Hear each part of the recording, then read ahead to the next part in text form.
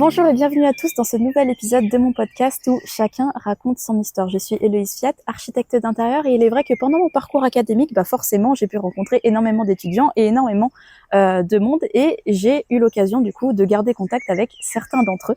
Aujourd'hui, j'accueille Élise de chez Fripe from Desire avec sa friperie itinérante qui du coup gravite autour de la Savoie et la Haute-Savoie. Bonjour Élise. Bonjour Héloïse. Comment vas-tu ?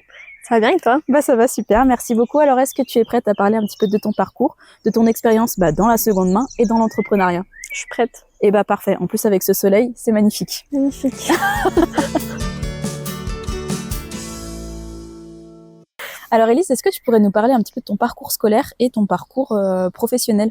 Alors, mon parcours scolaire, j'ai eu un baccalauréat général classique, littéraire. Mmh. Et ensuite, après mon bac, moi j'avais très envie de partir dans la couture, le stylisme, la mode, tout ça. Et j'ai postulé pour faire un DNMAD. Ok. Je crois que ça se dit comme ça. C'était quoi exactement ? C'était pour faire une mise à niveau dans l'art et dans la mode, et pour suivre directement dans la mode. Enfin, c'est l'équivalent de aujourd'hui des MANA plus les BTS.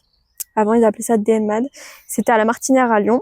J'avais fait tout le parcours, Parcoursup et tout ça. Et comme je suis très organisée, bien sûr, j'ai loupé mon admission par mail. Comment c'est possible de louper son admission ? En gros, j'ai eu un mail. En fait, moi, je suivais, il y avait plusieurs étapes sur Parcoursup où ils te disent à telle date, tu reviens checker pour savoir si tu as été admis ou pas. Moi, j'étais en mode sur ces dates-là. Sauf que la liste, elle avançait, j'étais sur la liste d'attente, et entre-temps, ils m'ont envoyé un mail pour me dire que j'étais admise.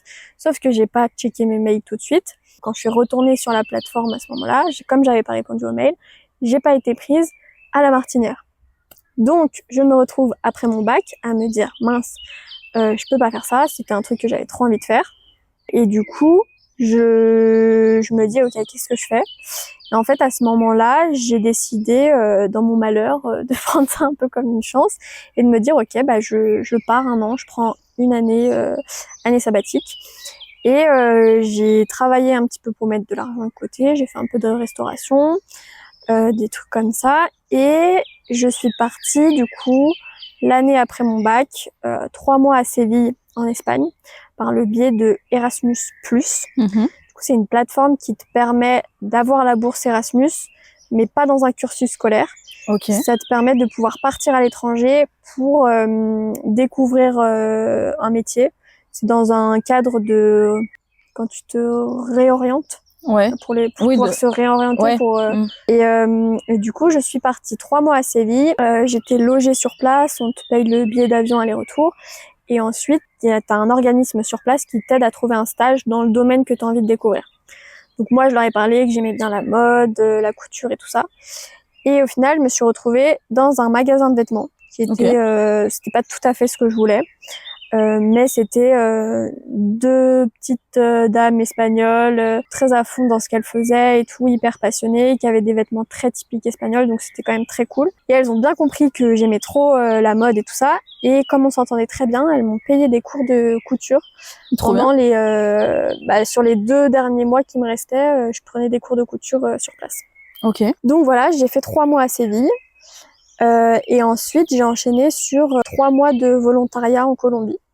Donc là-bas, je donnais des cours de français à des enfants, des tout petits dans une école. Ok. C'était la maternelle et la primaire. Et voilà, je suis restée 3 mois là-bas. C'était complètement fou aussi comme expérience. Tu m'étonnes, ça doit être incroyable. Puis après, je suis rentrée à la fin de cette année et je me suis inscrite en MANA, donc mise à niveau en art appliqué. C'est là où on s'est rencontrés. Du coup, à l'ENAI à Technolac. Et à la suite de cette MANA, finalement, pendant cette MANA, j'ai fait cette MANA pour pouvoir rentrer dans des écoles de mode. C'était plutôt ça qui m'intéressait. Et au cours de cette mise à niveau en art appliqué, je me suis rendu compte qu'il y avait d'autres types de design qui existaient. Exactement. Dont le design d'espace. Et ça m'a énormément plu. Je me suis un peu remise en question aussi vis-à-vis de la mode, parce qu'en fait, les écoles de mode, c'est quand même assez compétitif, c'est quand même tout un monde à part. Ouais. Et je Tu te voyais pas aller je me là-dedans. voyais pas Enfin, tu te rentrer. voyais plus du moins aller là-dedans. Ouais, je me voyais plus rentrer dans cet état d'esprit et tout. Donc, j'ai continué en BTS design d'espace avec toi. Et Ensemble, main dans la main. et voilà, à la suite de ce BTS design d'espace, j'étais hyper contente, c'était hyper créatif, j'ai aimé ce que je faisais, mais il y avait toute cette partie technique, administrative, où quand je me projetais un peu dans le métier, j'étais là en mode est-ce que j'ai vraiment envie de rester derrière mon ordi, à faire des 3D, à remplir des contrats et tout ça, et en fait j'avais vraiment envie de l'aspect créatif. Donc je me suis d'abord renseignée quand même sur ce que je pouvais faire avec mon BTS. En soi, on peut pas faire grand-chose avec un BTS design d'espace. Non, je pense pas, mais alors si jamais je vous mets un autre épisode que j'avais tourné du coup avec Emmanuel Momi, qui était notre professeur de design d'espace, qui lui du coup est designer d'espace et il explique pas mal de choses du coup sur son métier, donc n'hésitez pas à aller voir cet épisode. Mais effectivement, c'est vrai que je pense que c'était compliqué pour nous de se projeter. Oui, je rectifie, c'est pas qu'on peut pas faire pas mal de choses avec un BTS design d'espace. Parce qu'il va voir la vidéo, il va se dire ok, super. Non, mais ce que je veux dire, c'est que il faut continuer avec ce BTS, il faut continuer, enfin il faut trouver une entreprise qui va te former, où il faut être à fond sur la partie technique pour avoir un dossier un peu plus conséquent que ce que j'avais. Et puis moi je me sentais pas assez légitime avec ça. Il y a des gens qui, je pense que toi t'avais largement les épaules et la capacité, les compétences et tout technique, parce que t'es allé les chercher aussi. En tout cas, moi, je me voyais pas faire ça, je me sentais pas forcément légitime, et souvent, on m'a demandé de soit d'avoir une école qui me suivait, d'être en alternance, soit d'avoir beaucoup plus d'expérience que je n'avais pas, et j'avais pas envie de reprendre un parcours scolaire. Du coup, j'ai terminé ce truc, je me suis dit, ok, qu'est-ce que je fais avec ça? Je me suis dit, ok, tu prends un an, tu prends ton temps. J'ai acheté ma petite voiture que j'ai un peu aménagée, avec laquelle j'ai un petit peu bougé à droite à gauche, dans la France, et puis un peu en Corse, en Italie, enfin voilà. Et puis, cette idée de friperie itinérante est née à peu près à ce moment-là, en me disant, ok, qu'est-ce que tu as envie de faire qui te permette de faire ce que t'aimes en fait. Et en fait, avec une amie, on était à fond dans les friperies. Moi, je consommais beaucoup de fripes déjà avant, et je me suis dit, vas-y, j'ai trop envie d'avoir ma petite friperie, mon petit endroit où les gens ils pourraient venir et puis passer un bon moment, échanger autour de la mode. Il y avait un côté où c'était censé aussi. Je suis allée faire le tour des fripes un peu à droite à gauche. Je me suis dit ok, je me lance dans ce projet-là. Donc pendant que je construisais ce projet-là, je taffais un petit peu à droite à gauche. Et puis j'ai commencé le 1er avril 2023 ma friperie. J'ai eu mon premier statut d'auto-entrepreneur avec ma friperie itinérante. Mais quand tu étais en design d'espace, il me semble que tu avais fait, enfin le projet professionnel que tu avais fait, je crois qu'on en avait parlé justement avec Emmanuel sur ce podcast, tu avais fait aussi une friperie dans une église, donc est-ce que ça t'a pas un petit peu aussi peut-être mis la puce à l'oreille? Carrément, bah, c'est drôle parce que je me suis rendu compte après coup que mon projet professionnel c'était vraiment ce que tu voulais faire, quoi. Bah ouais, c'est ça, j'avais réaménagé une église désaffectée et j'avais fait une friperie à l'intérieur. Donc ouais, finalement ce projet ça t'a suivi en fait. Ouais, carrément.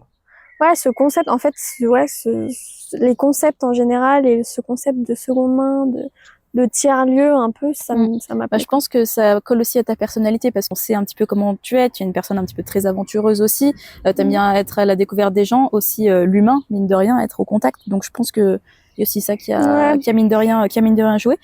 Du coup, tu as enchaîné quand même pas mal d'expériences très différentes et comment ça t'a un petit peu enrichi justement, comment ça a pu te pousser dans tes retranchements au niveau de ta personnalité, est-ce que ça a changé certains points en toi ou pas du tout?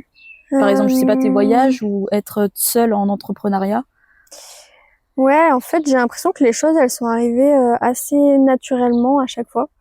Que j'ai pas mal bossé dans plein de petits trucs très alimentaires parce que j'avais besoin d'argent et de vivre, quoi. Et à chaque fois, chaque expérience, ça a quand même bien apporté. Enfin, en fait, ça m'a ouvert à chaque fois à quelque chose de nouveau, et surtout, ça m'a permis c'était pas facile en fait à chaque fois de re-rentrer dans un nouveau milieu, de rencontrer des gens, de se réadapter mais je pense que ça m'a aidé vis-à-vis de ça, quoi. J'ai une grande capacité d'adaptation, je pense. C'est ce que j'allais dire, ouais.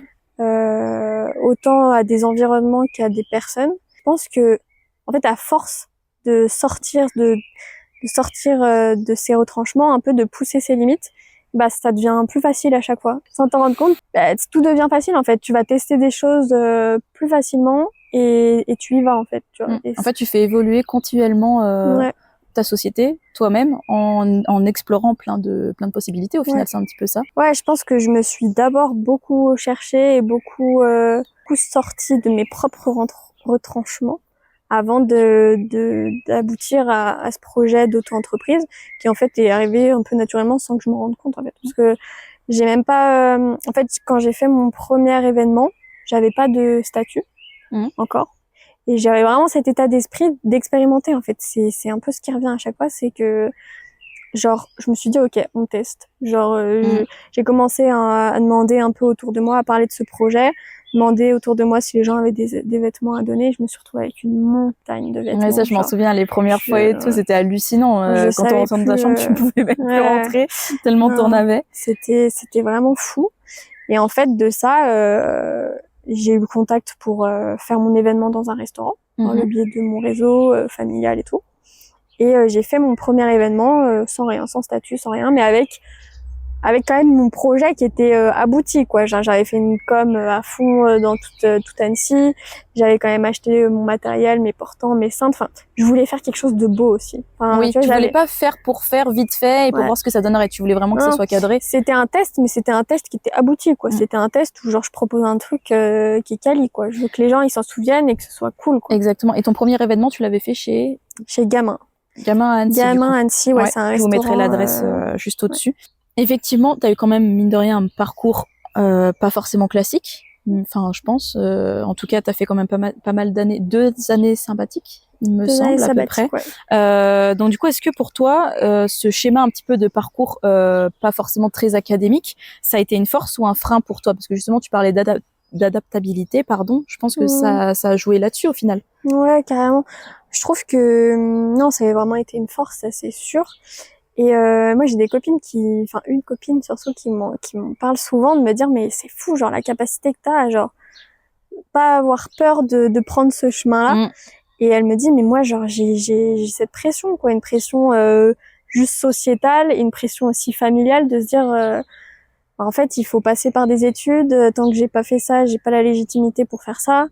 Et moi, je suis un peu passée par là hein, avant de faire ce que je fais. Oui, donc j'ai quand même eu ce truc de me dire, ok, je passe un diplôme parce que c'est important, parce que ça me rassurait en fait de me dire, je suis passée par des études, j'ai fait ce truc-là. Et je pense que sans ça, déjà sans mes études, j'aurais pas eu le bagage que j'ai actuellement qui m'aide sur le côté créatif à faire plein de choses. Et puis ça m'a rassurée quoi de me dire ok j'ai fait ça. Et il y a plein de gens autour de moi où c'est ça en fait, ils sont obligés de passer par ce biais scolaire, mais en fait ils savent même pas ce qu'ils ont envie de faire, ils s'engagent dans un truc. J'ai l'impression aussi que c'est alors on en parlait justement avec plusieurs personnes dans le podcast, je te coupe, mais justement j'ai l'impression que c'est aussi la génération de maintenant, il y a de moins en moins de passionnés, ils le font pour le faire. Tu vois ce que je veux dire ou pas du tout? Je sais pas du tout si c'est ton ressenti ou pas. Ouais, je trouve qu'il y a un peu de mouvements qui, je trouve qu'il y a un peu enfin, c'est général d'avoir un truc de jeunesse un peu qui se cherche. Et je trouve qu'il y a des gens qui savent exactement vers où ils veulent aller et qui sont passionnés et qui s'accrochent à cette passion un peu et qui prennent directement ces voies-là et qui savent ce qu'ils veulent faire. Et puis d'autres qui cherchent et qui se sentent un peu emprisonnés par ce truc de il faut absolument passer par tous ces stades-là. Ouais. Je pense que dans tous les cas ça t'apprend des choses mais c'est pas une obligation quoi. Il y a d'autres possibilités, il y a d'autres enfin tu peux aussi très bien aller taffer directement dans des trucs et puis expérimenter par le biais professionnel directement. Pas obligé de passer par un cursus scolaire à tout prix quoi. Surtout si t'es pas sûr à 100% que c'est ça que t'as envie de faire ou parce que tu le fais parce que ton père ou ta mère te ça les rassure que tu fasses ça. C'est ta vie, c'est toi qui veux le faire. Après, je pense que, comme tu dis, c'est peut-être rassurant aussi d'avoir un métier et tu sais pas combien de temps peut-être ton entrepreneuriat va durer. Et tu peux dire, au moins, bah, si ça s'arrête, j'ai toujours un diplôme et je peux toujours bosser en tant qu'homme et tu trouveras forcément du travail, même si t'as pas forcément de diplôme. Enfin, je pense que on trouvera forcément du travail. Par la suite, j'aimerais bien que, du coup, on parle un petit peu de ce fait de passion. qui est devenue un petit peu, mine de rien, une entreprise. Donc parler un petit peu de l'entrepreneuriat dans ton quotidien, parce que comme tu disais, t'es pas quelqu'un forcément au niveau de l'administratif derrière un bureau, c'est pas forcément toi. Donc du coup, je pense que ça serait bien qu'on parte là-dessus pour la partie 2. Qu'est-ce que t'en penses? Allons-y.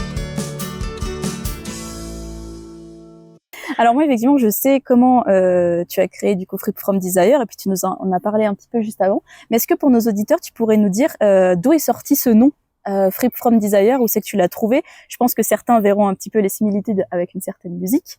Mais pourquoi j'espère que vous avez la ref. Pourquoi ce nom? Quel était le concept derrière? Quelle était l'idée derrière? Et ce nom, il est sorti un peu de nulle part. En vrai, il est sorti, j'avais un groupe Messenger avec 2 copines. Et en fait, on était partis sur un petit brainstorming, mais ridicule. Enfin, genre, on sortait des noms vraiment de toutes parts. Il y avait les To Be Frip, tu vois. C'était vraiment genre plein de trucs un peu débiles. Et puis, il y a ça qui est sorti. Et en fait, je me suis dit, mais attends, ça sonne bien quand même. Ça sonne bien. Et une de mes copines qui était sur le groupe, elle me dit, mais en plus, genre c'est une hymne anti-consumériste, anti-capitaliste, et ça reflète parfaitement les valeurs qu'il y a derrière. C'est en fait Free from Desire, bel accent. c'est se libérer du désir. Donc il y avait un côté de faire des achats avec le cœur, de reprendre un peu conscience de ce qu'on fait, de la manière dont on les fait, et de se libérer d'un truc où on achète à tout prix dans la consommation, de machin. Donc ça collait parfaitement. Et puis d'un point de vue commercial, les gens retiennent parce que t'as la musique en tête. Et moi, ça me permet d'avoir la musique sur plein de fonds commerciaux. Enfin bref, Ok, donc voilà. Donc moi, j'ai toute l'explication, générale. Quelles ont été, mine de rien, les premières étapes concrètes de ce projet? Parce que tu nous as dit dans la partie 1, du coup, que tu avais fait un événement test. Ouais. Et donc du coup, après cet événement, comment ça s'est concrétisé? Qu'est-ce que tu as créé par la suite? Et donc ce premier événement a été un franc succès. Il y a eu plein de monde, c'était génial. Et en fait, j'ai décidé de continuer parce que déjà ce succès, et parce que d'autres lieux m'ont contacté directement par la suite. Je me suis dit ok, c'est crédible, ça vaut le coup. Et j'y suis allée. Et en fait, j'étais accompagnée par Sébastien Baboulaz, qui accompagne en fait les gens dans leur entreprise sur Aix-les-Bains. C'est une branche de Grand Lac de l'agglomération qui aide les entrepreneurs. Et c'était génial. Franchement, c'était génial d'avoir quelqu'un. Donc c'est un service gratuit. Je pense qu'il y a certaines conditions, il faut habiter, je pense, dans la région et tout ça. Et en fait, il m'a vraiment aiguillée vers certains organismes, enfin la chambre des métiers, si tu veux avoir telle formation.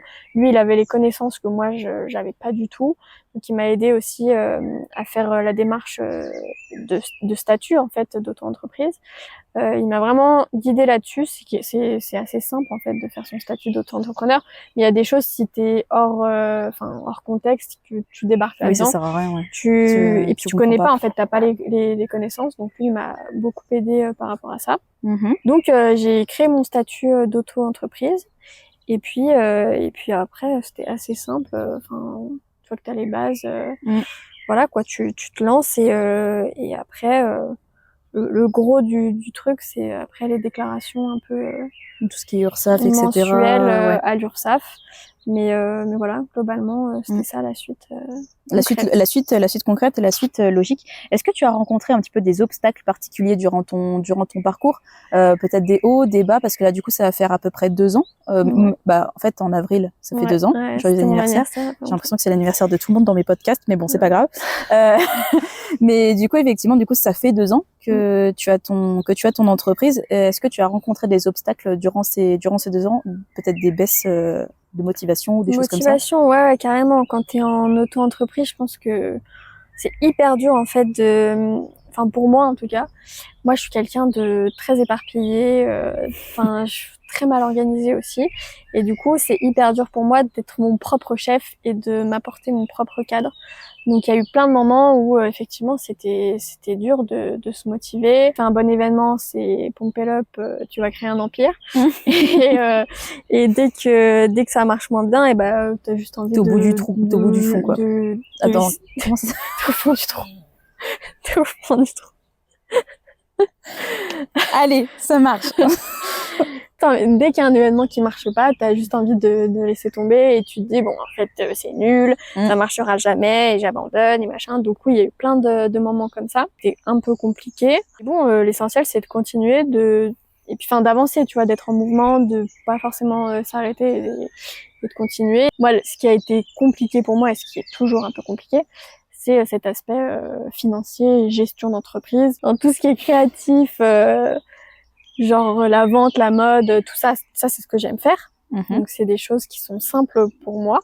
Mais tout ce qui est gestion d'entreprise, gestion de budget, tout ce qui est déclaration à l'URSSAF, je veux dire, avoir un rythme et tout, se cadrer soi-même, ça c'est hyper compliqué pour moi. Et c'est des choses que je commence tout juste à mettre en place, quoi. Oui, au bout de 2 ans. Au bout de 2 ans, ouais. Au bout de 2 ans, et ça va pas empêcher de faire avancer mon entreprise sans avoir forcément ces compétences. Mais c'est vrai que au tout début, je voyais pas trop, je me projetais pas avec cette entreprise en mode je vais gagner ma vie avec. C'était plus un petit loisir à côté qui me passionnait et qui me prenait du temps. Mais tu vois, je m'étais pas mis cette vision-là, quoi. Et maintenant, plus j'avance, plus il y a des bons retours et il y a plein de choses cool. Et du coup, je me dis, ah ouais, il y a potentialité à vivre avec ça. Donc là, tout juste, je commence à me mettre un peu plus sur les chiffres, à m'entourer aussi de personnes qui savent faire, parce que en fait, si je sais pas faire, c'est pas ton métier, c'est pas ce que tu gères au quotidien. Voilà. Après, c'est des choses que je vais devoir apprendre et que j'apprends et qui en fait je me rends compte qui sont accessibles une fois que t'apprends, quoi. Mais il faut avoir les personnes qui ont les compétences autour de Donc toi. bien s'entourer, effectivement. Ouais, carrément bien s'entourer. C'est la clé. Donc effectivement, est-ce qu'aujourd'hui tu pourrais dire que tu as trouvé un petit peu un équilibre entre ton activité professionnelle et ta passion? Est-ce que tu pourrais dire, je pense que t'as... Ouais, je pense qu'aujourd'hui, carrément.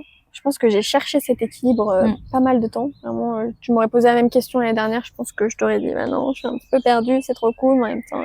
je crois qu'on en avait même parlé, hein, donc c'était un petit peu là-dedans, effectivement. C'était compliqué, mais là, aujourd'hui, maintenant que je réorganise un peu les choses et tout ça, et je crois que je peux dire que j'ai trouvé un bon équilibre là-dedans, et qu'en fait, c'est un peu un prétexte finalement, cette friperie à faire ce qui me plaît, quoi. Effectivement, tu parlais du coup de créativité un petit peu mine de rien au quotidien. Donc j'aimerais bien que sur la partie 3, on parte un petit peu sur la créativité dans l'entrepreneuriat. Qu'est-ce que t'en penses? Allons-y. Eh parfait. J'ai un nouvel invité. Élise, j'aimerais bien que tu nous dises un petit peu comment tu sélectionnes tes vêtements, cette organisation. Alors, comment ça fonctionne? Moi, j'essaye de proposer des vêtements à des prix abordables parce que c'est ce que j'aime chiner, en fait. Quand je vais dans des fripes, moi, c'est pour trouver des petites pépites à des prix hyper abordables. Et du coup, c'est le concept, c'est d'avoir des prix très abordables. Donc, pour avoir des prix très abordables, donc moi, j'essaye de me déplacer au maximum chez les gens pour récupérer des dons. Peu importe l'état des vêtements, je débarrasse les gens, je les libère de leurs vêtements. Et ensuite, moi, je retrie derrière. Donc, c'est là que commence ma sélection. Et effectivement, j'essaye de choisir des vêtements qui sont plutôt tendance, mais à la fois dans plein de styles différents. Parce que j'ai autant envie que la petite nana un peu sapée puisse trouver sa petite pépite que le quarantenaire un peu rocker vienne trouver son petit truc. Enfin, en fait, j'ai un peu pour tous les goûts au final. Ouais, j'ai vraiment envie que pour moi, c'est ça l'esprit de la fripe, c'est genre tu viens fouiller et tu viens trouver ton truc et tu sors aussi de ce truc où dans les magasins c'est tout pareil et en fait on te laisse pas trop le choix d'avoir tel style ou tel style. C'est genre voilà. Ok. Donc voilà, j'ai des choses tendances quand même. J'essaye de suivre un peu les modes et de proposer des trucs un peu cool, mais dans des styles un peu variés. Un peu différents. Moi, j'aimerais bien que tu nous dises aussi comment tu gères un petit peu toute la logistique liée à ces événements, parce qu'effectivement, tu es quand même pas mal présente sur les réseaux sociaux, notamment sur Instagram, alors sur Facebook aussi apparemment. Comment tu as fait du premier événement jusqu'à aujourd'hui pour développer un petit peu tout ça, parce que les gens ne te connaissaient pas au début? Et premier événement, j'avais fait une grosse com papier aussi, faut le dire. Je pense que il doit y avoir 80% de ma communauté Instagram qui sont vraiment des des personnes réelles qui sont venues aux événements en fait. Et c'est aux événements que les personnes s'abonnent à la page. Du coup, c'est comme ça que ça tourne. Est-ce qu'au final aussi ces personnes dans ces événements, donc qui sont peut-être venues une fois, qui t'ont suivi après par la suite sur Instagram, ils sont revenus aussi à d'autres événements, ils te suivent par la suite ou pas? Ouais, il y en a pas mal. Bon, des fois il y a des personnes qui passent juste une fois et que je ne vois plus, mais c'est vrai je commence vraiment à me faire une clientèle d'habitués où je sais qu'à tel événement, à tel endroit, je suis quasi sûre de revoir un peu les mêmes têtes. Ouais. Et non, ça c'est cool. En vrai, il y a beaucoup de gens qui reviennent à chaque fois. J'ai de très bons retours sur les prix, sur la sélection, et c'est vraiment des personnes qui me ressemblent parce qu'elles ressemblent à la sélection, quoi. Et j'aime bien. Je pense que c'est aussi, on parlait, je parle beaucoup d'humain du coup dans les podcasts, et je pense que c'est ça aussi qui se ressent à travers ce que tu fais et comment tu fonctionnes. C'est-à-dire que tu es aussi avenante envers les gens, du coup on te rend aussi l'appareil, et c'est des gens qui te ressemblent, qui viennent sur place. Je pense qu'il y a de ça aussi un petit peu. Ouais, carrément. Moi, je fais vraiment ce que je fais par plaisir en vrai. Enfin, c'est pas tout le temps facile en vrai parce que ça demande de l'énergie, du travail et tout. Vraiment plaisir ce que je fais, quoi. Et je pense que les gens ils ressentent ça. Du coup, ça fait un cercle vertueux. Et ça, c'est top. Dans l'entreprise que tu as créée, c'est quand même la base, c'est la créativité, je pense. Quels aspects sont les plus créatifs au final dans ton métier? En fait, ça pourrait ne pas être créatif du tout, hein. Je pourrais simplement vendre des vêtements et puis c'est tout. Mais c'est ce qui me plaît. J'aime bien aussi communiquer à travers un peu l'humour. Du coup, j'aime bien trouver des petits concepts un peu à chaque fois qui vont être amusants. Voilà, mettre mes vêtements. Je fais pas mal de shooting où je demande un peu à mon entourage de venir poser. Ça, c'est des moments hyper cool aussi où du coup, je m'initie un peu à la photo grâce à la friperie. Et c'est des moments trop cool où les gens, au tout début, ils sont un peu gênés, et après, ils se découvrent et tout. Enfin bref, c'est des moments hyper cool. Il y a tout ce qui est conception, avant même de les faire, mais il y a la conception des réels que je vais pouvoir faire. L'association des vêtements entre eux, ça c'est hyper créatif aussi. Et après, il y a tout ce qui est le côté graphisme aussi.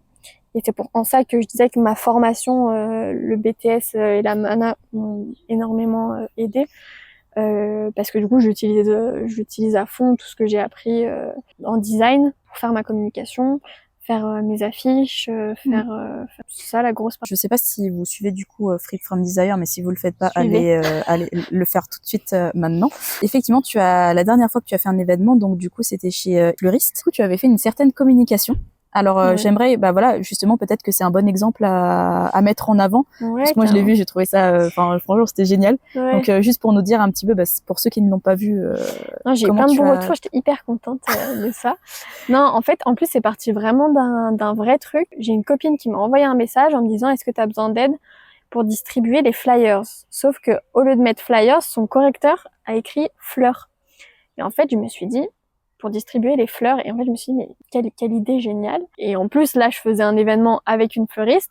Donc, je me suis dit, en fait, de cette erreur de frappe, est née l'idée d'aller distribuer, au lieu de distribuer des flyers, d'aller distribuer des fleurs. Du coup, je suis allée me procurer une 50aine de fleurs où j'ai mis le lieu, la date de l'événement. Et je suis allée proposer des fleurs aux gens, offrir des fleurs aux gens dans la ville. Et j'ai fait une petite vidéo avec ça. Et est-ce que du coup il y a des gens que tu as peut-être croisés ou tu as distribué des fleurs qui sont venus à ton événement ou pas? Ouais, il y a eu quelques personnes, c'était cool. Et je pense que j'ai eu un peu des abonnés suite à ça aussi. Après, dans Annecy, il y a beaucoup d'étrangers aussi qui sont de passage, donc il fallait bien choisir sa cible. En fait, c'est ça, je voulais pas juste m'arrêter à aller distribuer des fleurs, ce qui était l'essence même du truc, mais de pouvoir communiquer là-dessus. Et je trouve que ça véhicule aussi des valeurs derrière, tu vois, d'aller offrir, d'aller à la rencontre aussi. Okay. Et puis c'était censé parce que c'était chez une fleuriste, donc ça fait un combo. Donc voilà, c'était cool. Et je pense que t'en retires une très belle satisfaction au final de voir ce genre de choses et comment les choses évoluent. Justement, en parlant de satisfaction, est-ce que t'as des petites anecdotes où tu t'es sentie fière en fait d'avoir développé ce concept? En vrai, les événements où il y a du monde, où j'ai des bons retours, mais ne serait-ce qu'un seul événement où les gens ils vont venir me voir et me dire Oh, mais j'adore ta sélection et tout, ça me fait trop plaisir parce que c'est des choses que, minutieusement, tu vois, je choisis chaque article et tout, donc je me dis trop contente. Ça, c'est des petits moments de satisfaction. Typiquement, la vidéo comme ça, où en plus je me fais un gros kiff toute seule, je me dis bon, c'est peut-être juste toi qui vas rire toute seule en voyant ta vidéo. Et en fait, de voir que ça fonctionne et que j'ai des bons retours là-dessus, c'est hyper satisfaisant. Ah, c'est le retour en fait au final des clients après tes événements et même pendant tes événements, du fait de voir que ça fonctionne, que tu as de la clientèle. Il y a un autre truc, c'est que quand les gens me donnent, mais qu'il y a des histoires derrière, tu vois. Tu vois là par exemple dernièrement, je suis allée récupérer des vêtements chez un monsieur qui avait perdu sa femme il y a 2 ans. Et du coup, j'ai récupéré ses vêtements, mais ça faisait depuis 2 ans qu'il gardait ces vêtements-là et qu'il voulait les garder pour un truc qui aurait du sens, tu vois. Et c'est hyper satisfaisant quand tu te dis, en fait, il t'a choisi toi parce qu'il voit que il y a un concept derrière, il y a des valeurs derrière. En fait, il te les donne à toi et il a toute son histoire qui... Il t'en fait bon usage au final. Ouais. Et puis ces vêtements-là, ils vont continuer à vivre et tout. Enfin, tu vois, quand il y a des petites histoires aussi à travers les vêtements, c'est hyper satisfaisant. Et souvent, ça arrive, hein. J'ai rencontré plein de gens aussi à travers les dons des vêtements.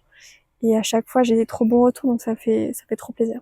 Bah, c'est normal. Et moi, je suis très fière aussi de ma copine, que tu fais quand même des petits prix. On va pas se mentir là-dessus. Comment tu les fixes? Comment ça se passe tout ça, les tarifs, etc. Et les tarifs, c'est un peu ce que je disais tout à l'heure, c'est que ça fait vraiment partie du concept, hein, d'avoir une friperie avec des prix abordables. J'ai une base en fait par type de vêtements, c'est-à-dire que je sais qu'à peu près tous mes t-shirts vont être à ce prix-là, toutes mes chemises vont être à ce prix-là, tous mes pantalons vont être à ce prix-là. Par exemple, un pantalon, c'est généralement un jean, c'est généralement 10 €.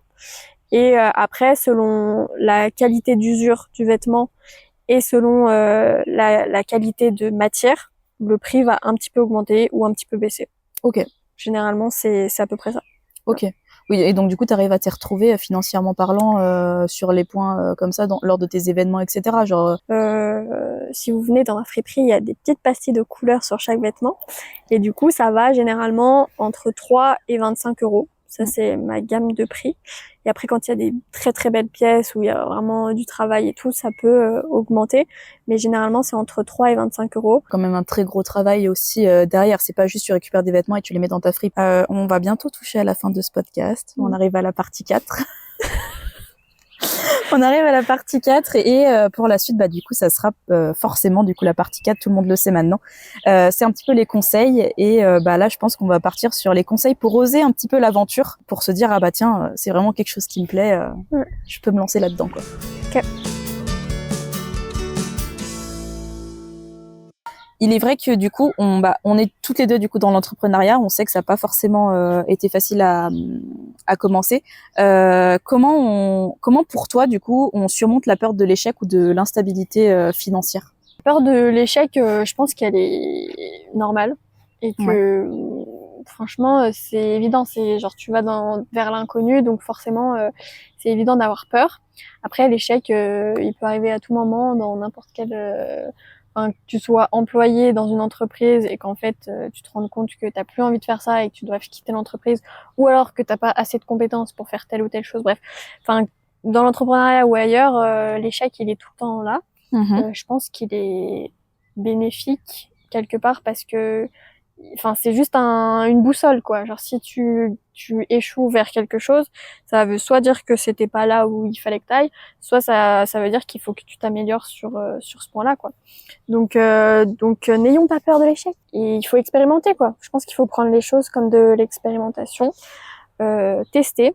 Et puis une fois qu'on a fait étape par étape, quoi. Du coup, effectivement, je pense qu'on peut aussi parler d'expérience parce que mine de rien, quand t'as un échec, ça permet de rebondir aussi. Au niveau de l'instabilité financière, comment tu vois les choses? Parce que quand on commence, on n'a pas forcément un salaire déjà tous les mois. Ouais, moi j'ai tendance à me dire que j'y vais tranquille en fait et que j'ai pas forcément envie de mettre une pression de fou ou de me faire du mal. Du coup, moi j'ai vraiment commencé en ayant un complément à côté. Je commence tout juste à me caler financièrement et à avoir comme objectif de pouvoir vivre complètement de la fripe.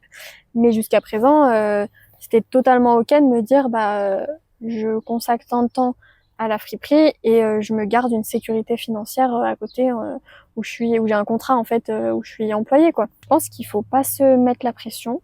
Il faut se sécuriser quand même aussi, c'est important. T'es en panique à chaque fois parce que t'es pas sûr que ton entreprise elle puisse te faire vivre. Et c'est pas forcément bon non plus, tu vois. Tu vas te mettre la pression et ça va te dégoûter et tu vas arrêter ton truc. T'as la possibilité de faire autre chose à côté, de sécuriser pour avancer petit à petit, c'est cool. Après, il y a peut-être 2 écoles et peut-être qu'il y a des gens qui te diront fonce là-dedans et tente. Ça peut aussi être un bon fonctionnement. Moi, c'est pas du tout comme ça que je fonctionne. Mais, Et du coup, quels sont un peu les outils qui t'ont aidé à structurer ton activité? Alors, tu nous parlais d'une personne tout à l'heure qui t'a aidé à commencer à te lancer dans l'entrepreneuriat, mais est-ce que c'est le seul? Est-ce que du coup, il y a eu autre chose? Quels sont tes outils au quotidien? Mes outils, ouais, il y a eu cette personne au tout début, en fait, qui m'a permis de lancer l'entreprise. Et ensuite, je pense que c'est hyper important de bien s'entourer de personnes, que ce soit tes amis, ta famille, d'écouter en fait les retours, tu vois. Tout début, je demandais à fond aussi les avis des clients, tu vois, pour savoir vers où me rediriger. Ça, c'était hyper important. Moi, je découvre que maintenant tous les outils qui me permettent de m'organiser.